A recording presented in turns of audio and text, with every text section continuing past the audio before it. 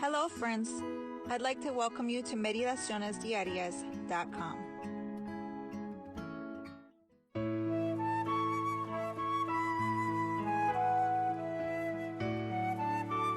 Welcome friends to our devotional for October 24, 2022. Today's title reads, Forbidden Ground.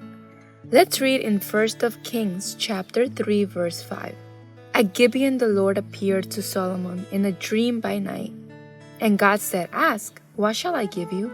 Perhaps Solomon was never as wise as when he asked God for an understanding heart to rule his people and to distinguish between good and evil.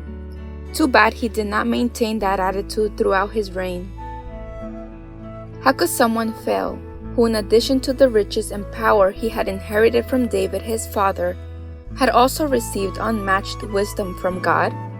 Keep the charge of the Lord your God, David had told him shortly before his death, that you may prosper in all that you do and wherever you turn.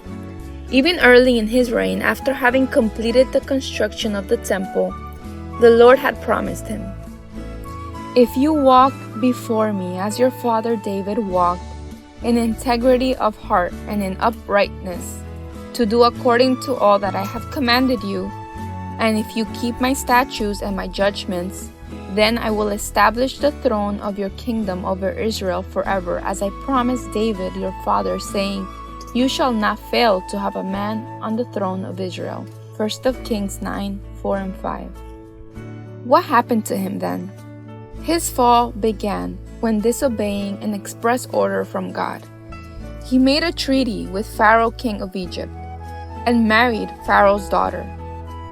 Although Solomon strengthened his political and trade relations with the powerful kingdom lying to the southward of Israel, he had also inevitably ventured upon forbidden ground.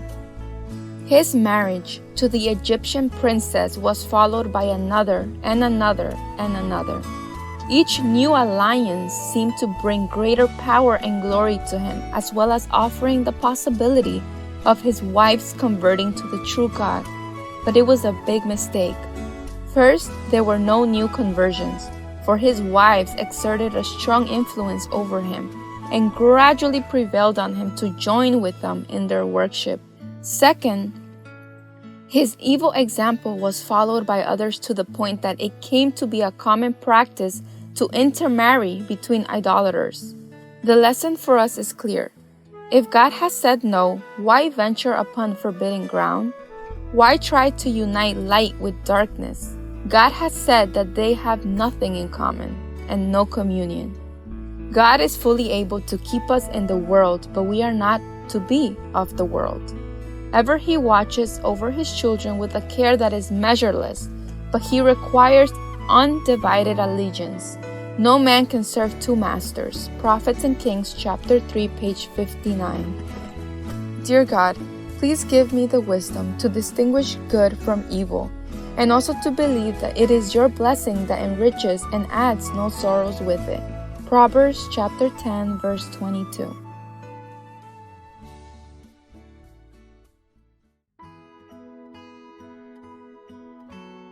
I just want to thank you all for visiting us each day here at Meditacionesdiarias.com.